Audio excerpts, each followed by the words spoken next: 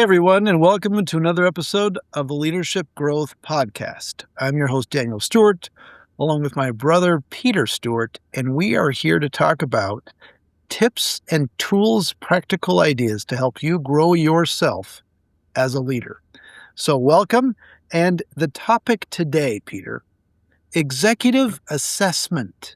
That's the topic. In other words, how to assess yourself, but assess key leaders in one's organization to be able to help them improve and do their current performance really well, but more so, how to help develop them for a future role.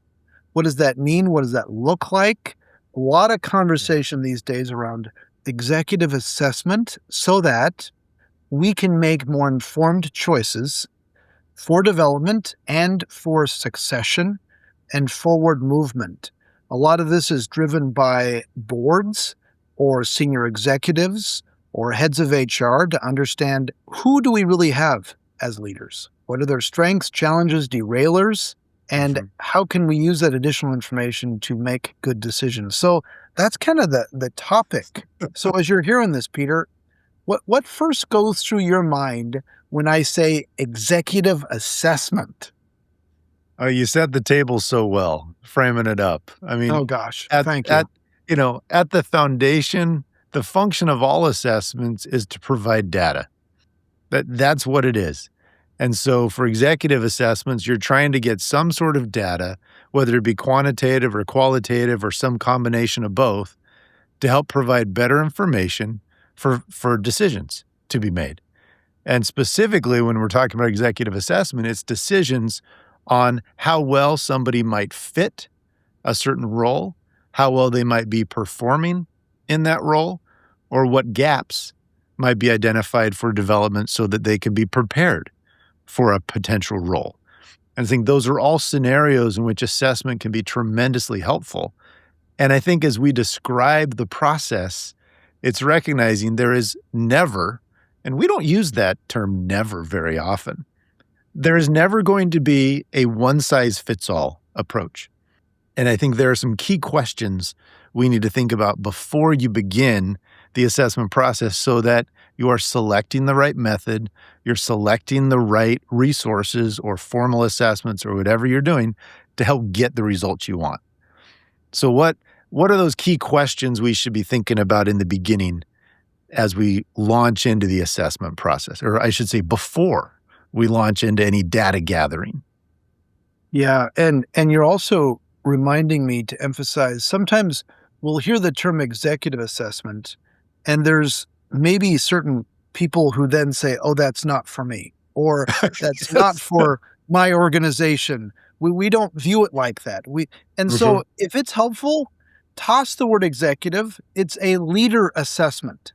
It's a leadership assessment process to be able to understand for the individual, as well as for others to help decide who should be the next leader in whatever way, and how to help somebody prepare to become that. There needs to be some level of assessment, some identification, and it's often helpful to have an outside party or a consistent process that's done. And usually the deliverable, the end result, is some sort of report. It could be in a variety of different assessment reports or consolidated, that's then shared with the decision makers. And hopefully it's also shared with the leader themselves so that they can have a sense of what they want to do and develop. And so you ask the question as to what are those questions that we want to keep in mind, and they often then need to be nuanced and shifted toward the purpose. Yeah. And the purpose is several-fold. So let's talk about a few case examples, and then we can insert what questions make sense for each of these case examples. So one case example is the board is needing to identify a successor for the CEO. I'm working with one just this week, a board working through the CEO succession, helping advise the board to be able to then think through the timing and the criteria for the CEO role, what's the context. that whole process. So that's one use case that we can talk through. Let me just run through a couple of others, and then we can take these and dive a little deeper. Another one is the CEO is wanting to identify successors for key members of the CEO's team. Maybe a successor for the CFO or the COO, the chief head of HR, CIO, whatever it is. They want to be able to understand where the current state is Hmm. for those possible successors. Let's do an assessment for that situation. Two other ones. One is an external hire situation. Maybe there is a need for maybe the CFO to backfill the CFO. We need to go outside the organization. So we need to do a assessment of the candidate to be able to then make sure that that candidate has the comport. Why am I thinking of the French word comportement?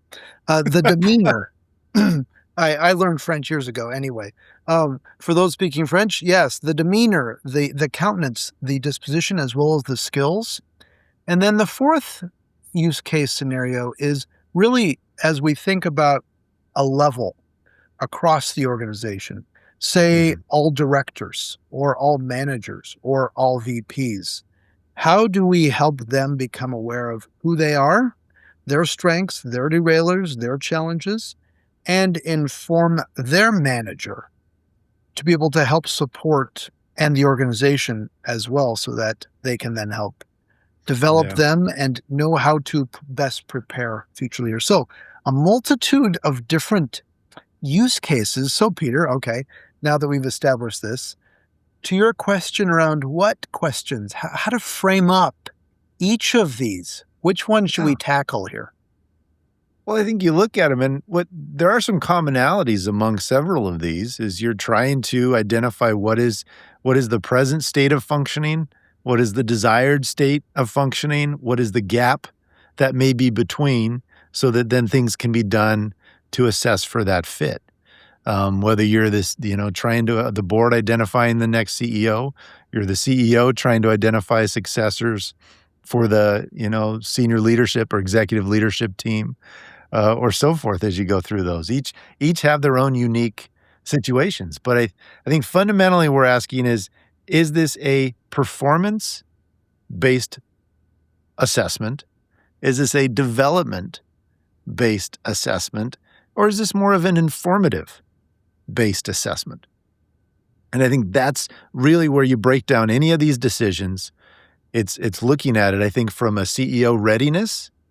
From a board, it's more of an informative. There's a decision that is going to need to be made on a hire. And so you're trying to gather as much information on potential candidates so that the likelihood of success increases. That's what they're hoping, the probability. There's no guarantees. We're talking about humans. But that's really a fit. From the development side, it's the succession. It's like, okay, what needs to be done to help get people ready for a role? And then if they're already in a role, it's more the performance evaluation. How well are they executing? Are there challenges? We need somebody to step up, whatever it might be. I love it. That's very clear. And so, what are some of the basic steps? Let's talk through what are the basic steps, the building blocks that are often included in any one of these, and then we can kind of identify the nuance. And one of the first basic steps is to, once we've clarified the purpose, Mhm. let's clarify what are the skills that need to be there for somebody to be successful in the role. Yeah. And that skill conversation, the expectation skill conversation is so critical, but too often that's kind of like just assumed. And that's Yep. usually one of the first questions I have for any board that I work with, that either of us or any of our consultants work with, to then say, okay, what are you really after? And they'll often say, well, here's the job description. And you say, okay, that's a good starting point. Yes, and Mhm. we want to confirm the functional skills, the technical skills. What are the leadership skills? And then there's the other question to inform that. What's the direction of the company? What's the situation? Are we in a high growth, rapid growth situation? Are we expecting some need to integrate an M&A situation? Or is it a turnaround that we need to be in? Or are we in a rather mature market and expecting very steady sort of growth efforts? All of those will have a dramatic impact on the kinds of skills that we're going to be looking for in that role. And so that's for the board. Now, if you're the CEO or a senior executive, asking similar questions, absolutely, and saying what's the profile, the success profile of the leader that we're looking for? Is it the exact same profile as the person currently in it, the incumbent? Is it different? Do we need them to be more innovative and being able to be more creative and willing to break more rules?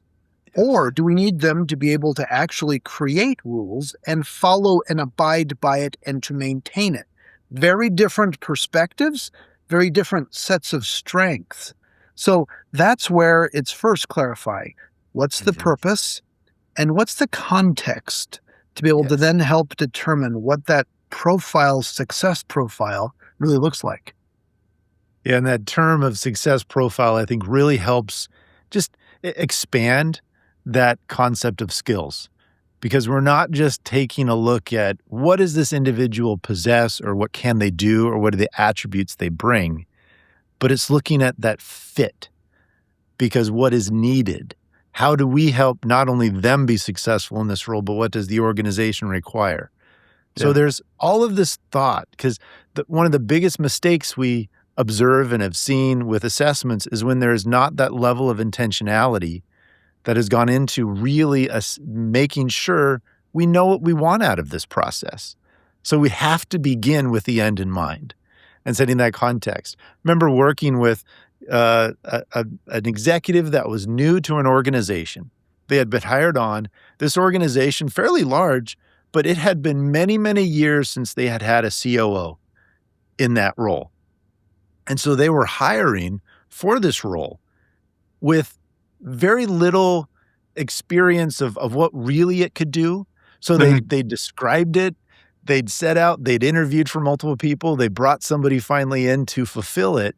But what they had failed to do is really communicate how this role fit in with the rest of the executive team. What were their respective roles and responsibilities? What were other people going to stop doing that this person was now ready for? And so a key part in why this individual turned out to be very successful is they possessed the skill set of being able to work in situations with a high level of ambiguity. They did not come in with a very rigid picture. They had that experience, so they were able to then help work and craft and identify the relationships and, because it can be quite sensitive when you're dealing with job jars and who's doing what and how this might be shifting, particularly at an executive level. So that's just an example of how that context really mattered, and getting a person in who was comfortable doing some trailblazing, doing some pioneering, and being with that ambiguity. I love that example. You're reminding me of another recent example. A client I'm working with, billion-dollar global manufacturing organization, and they have been trying to replace their controller for years. It's actually been about over a year, and they have interviewed so many people, and they are still struggling to figure out what is that profile that they're looking for. Because they can think that a controller might inherently want to be analytical, straightforward, yes, be consistent. However, for the controller to be successful in that company, they need to be a big thinker. They need to be incredibly creative and collaborative. And we're not talking about creative math. We're talking about being able to then listen and work and create different reports, and different business units need various different things. That is stakeholder management. And that is not always a skill set that comes with more of a senior level controller position. It can, but it's really key to be able to be clear about what is needed for this candidate, either for an internal or external hire. And also to help folks get clear that what the words that they're saying that actually matches what they really want. I You mean, can say that again, like, just oh, say that again because we could double click on that all night. it is so hard to do, and it's one of the main traps that we see clients fall in all the time. So, for example, a client might say, we need somebody who's really innovative and can bring best practices and really elevate us to the next level. That's what we need. So they hire somebody who's really innovative and has experience, maybe even out of the industry. And then they come, and within the first day or two, they're like, thank you for mentioning all these crazy ideas. Can you shut up, please? Can you not say anything for a while? Just listen to us for like 60 days or 90 days, which Mhm. is generally a good piece of advice. Okay. Yeah. And then after 90 days, yeah, you know how we were saying being innovative? Can you cut that in half? And then cut that in half. Don't be too much. Please don't rock Yeah. the boat. And so this is, yes, hiring and bringing on the right person. It's also checking to make sure that you're creating an environment that you're willing to actually follow through with what you've wanted. Now, this is the onboarding conversation, and we'll we'll Yeah. we'll talk about that in the future at some point here. But it's key to then get that success criteria, that success profile, clear and understood from the get-go, and really do that gut check with oneself, with the team, whoever is hiring. Is this really the person we want and Yeah. need? And to be humble about it, and to be transparent and candid as well. Yeah.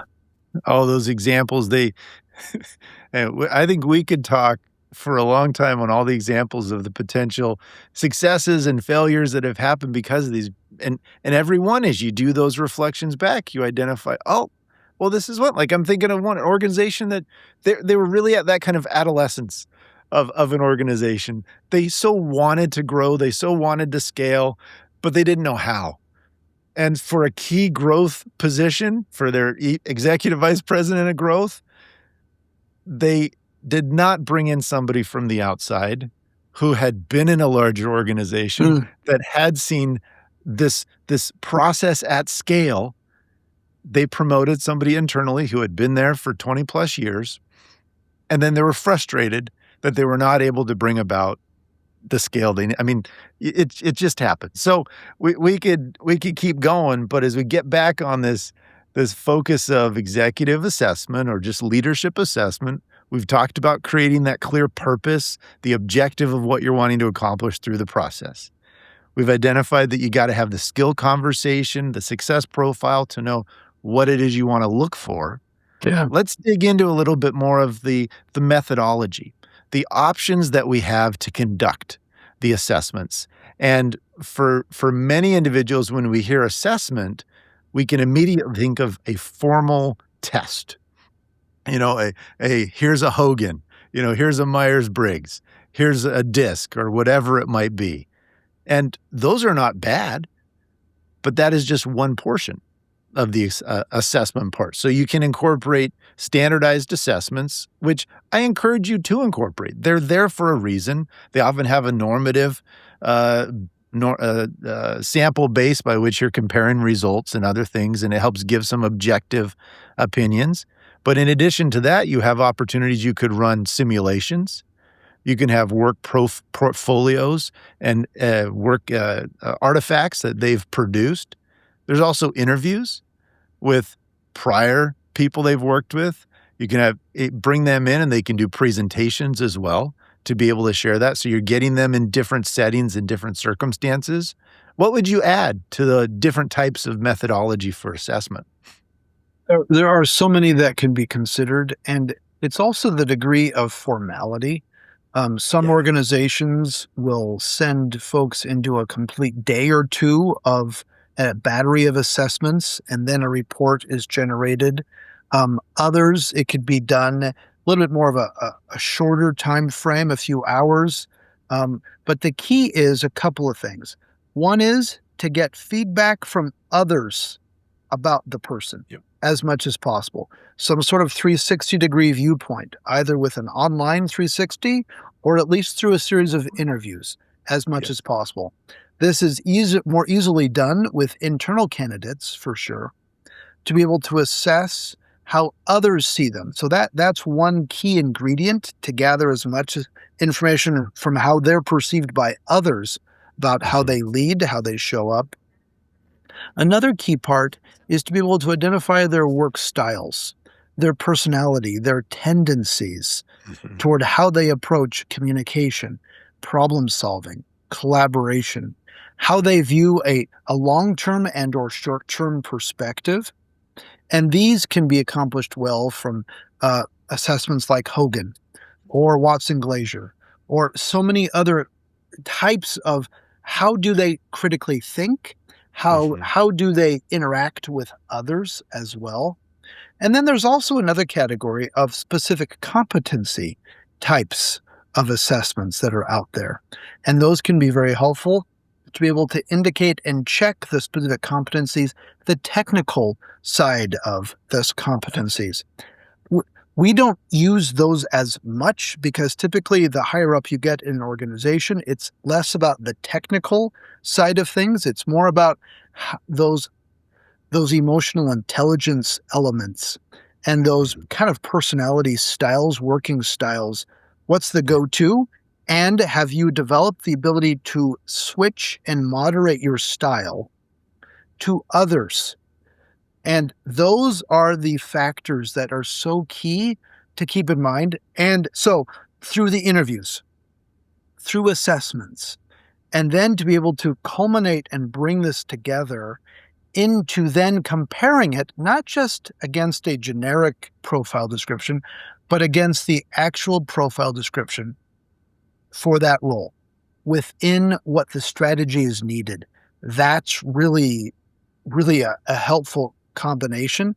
And then inevitably, it's sharing it with the candidate so they're aware, but then sharing it internally as well. So the candidate's aware, and then the hiring manager, the board, the CEO, the head of HR, whoever it is, they're also aware, and they have a consistent report to then compare against multiple candidates as well. So that then can inform the decision making.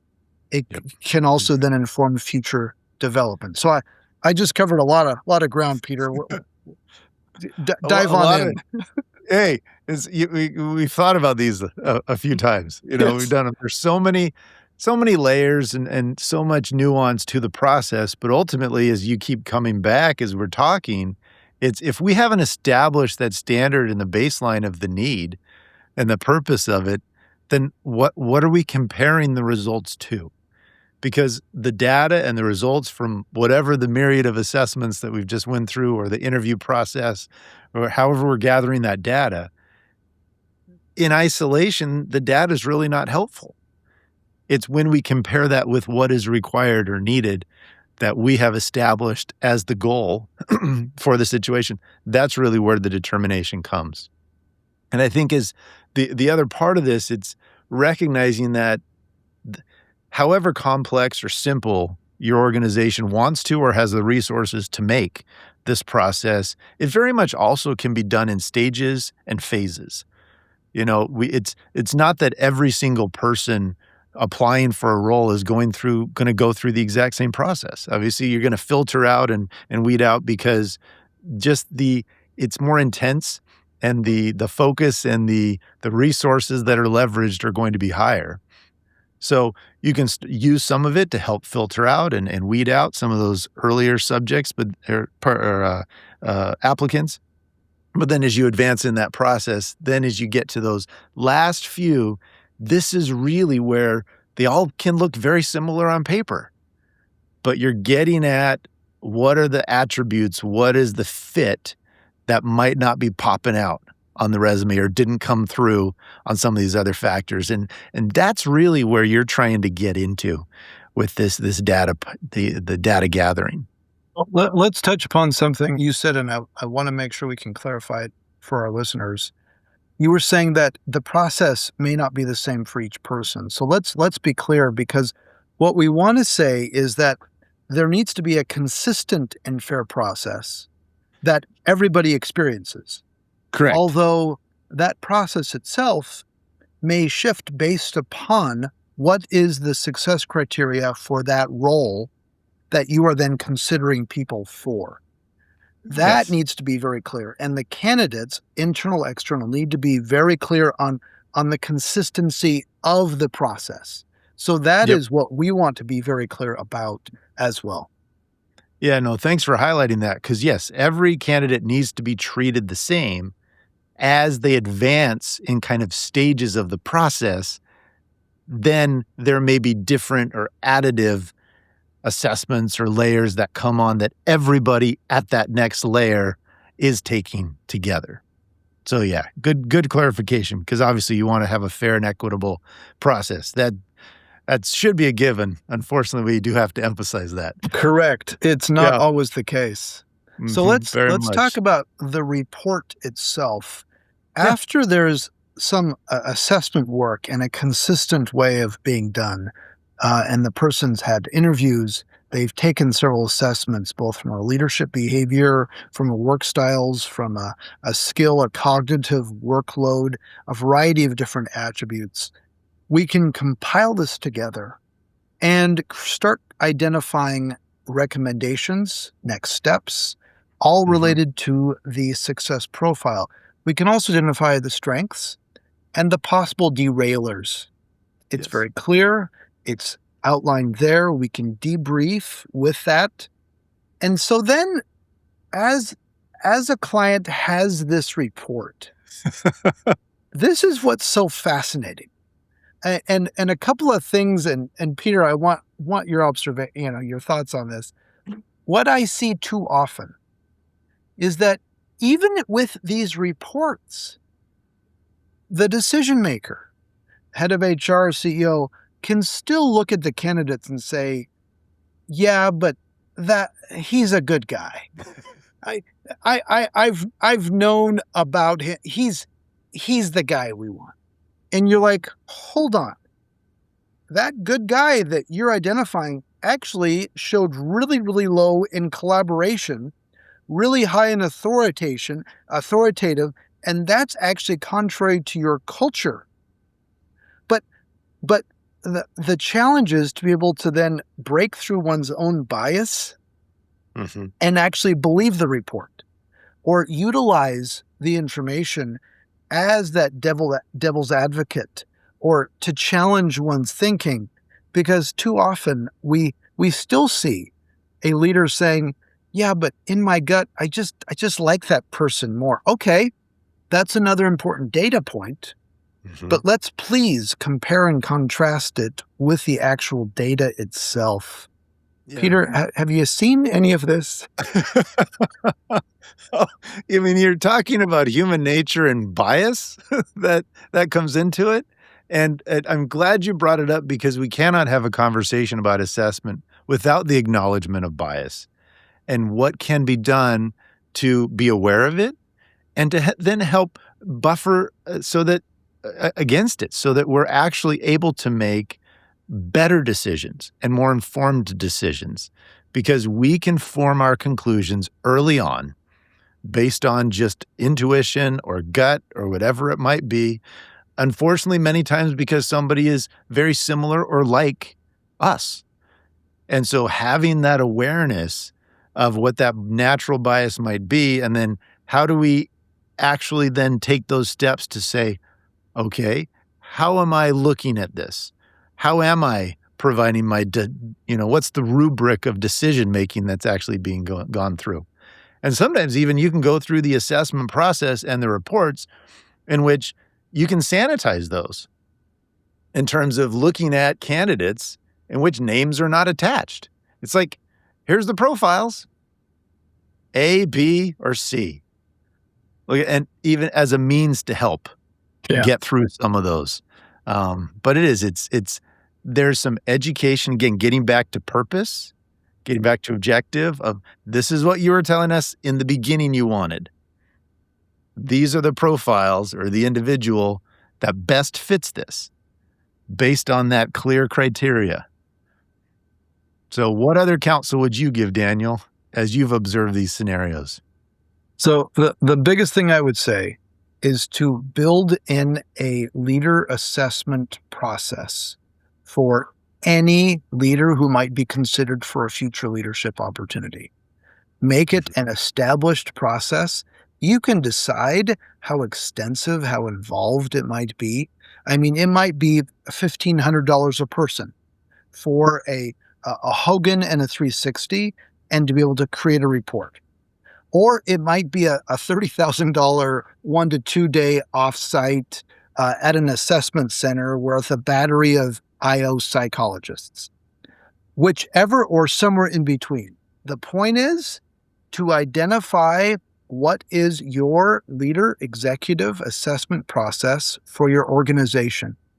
That is going to be key. And the first step with that is to be clear on what's the success profile for that role.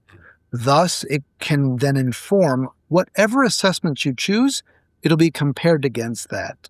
And that success profile is not just for the job in a vacuum. It is dependent upon what the strategy is in the organization and where the organization needs to go. Yeah. You're really highlighting so clearly the benefit that a process and a clearly defined process brings, not just in helping to increase the likelihood that you will get the best result from the process, but it helps also increase the likelihood you're doing it in a fair and equitable manner. Correct. And both objectives need to be kept at a high level. Yeah. You can't bias one toward the one or the other. Like, you need both. Yeah. And I'll also add, having an established assessment process is a best practice for sure for some of the finest organizations out there. It is evidence of a very mature organization. And again, if you're not even doing any of this, fine, you can start small. But identify what those couple of steps are for internal leaders as well as external candidates as you then want to make informed choices to pick and select the best leader. And then it enables you to have a very clear idea of what's needed to help further develop them once they come on board. Not because they may have gaps, but to help optimize the strengths they bring, help integrate those strengths as best as possible so that the organization can get the greatest value out of the new human leader you're bringing in. They're going to bring so much. How do we optimize and help that person feel like they can truly contribute and that others will accept them and contribute with them?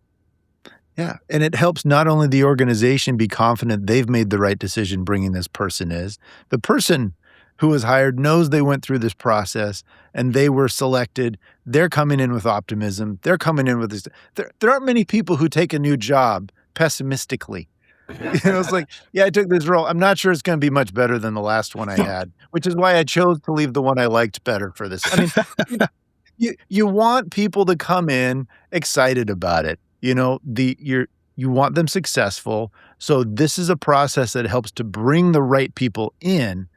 But I guess this is where we could stop and pause, and maybe there's another part.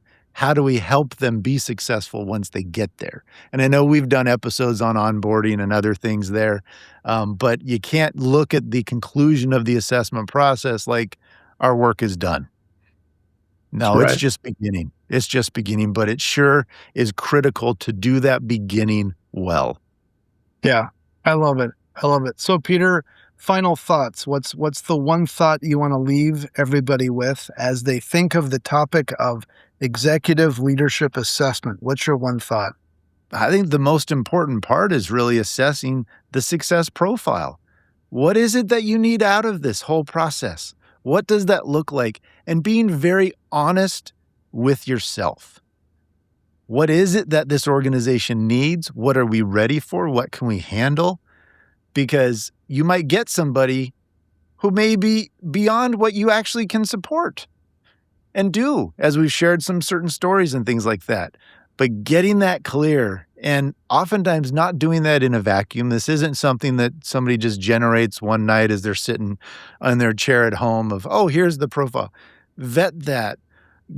Allow others to contribute. Pick that thing apart. because the better that's established, that's the standard by which you will compare all the data and the results from the whole assessment process against. I love it. Well said. Well, Peter, always fun. And listeners, thanks for joining us. Hopefully you're able to pick up some great tools and ideas to help you as a leader improve, as well as the other leaders with whom you work, helping them to further develop, all with the hope of making great decisions and helping our teams and organizations be better. Thanks for joining us, listeners, and we look forward to having you in the future. All the best, everyone. Take care. If you like this episode, please share it with a friend or colleague, or better yet, leave a review to help other listeners find our show. And remember to subscribe so you never miss an episode. For more great content, or to learn more about how Stewart Leadership can help you grow your ability to lead effectively, please visit stewartleadership.com.